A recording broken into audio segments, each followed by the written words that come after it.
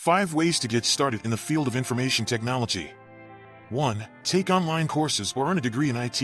There are many online resources and accredited programs that can help you gain the necessary skills and knowledge to start a career in IT.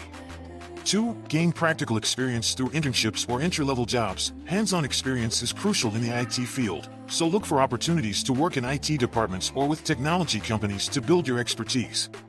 3. Network with professionals in the IT industry. Networking can help you learn about job opportunities, gain insights into the industry, and connect with mentors who can provide guidance and support as you start your IT career. 4. Develop a specialization or niche within the IT field. IT is a broad industry with many different specialties, so consider focusing on a specific area such as cybersecurity, data analysis, or network administration to stand out and advance your career. 5. Stay current with industry trends and technologies. The IT industry is constantly evolving, so it's important to stay up to date on the latest trends, tools, and technologies to remain competitive in the field.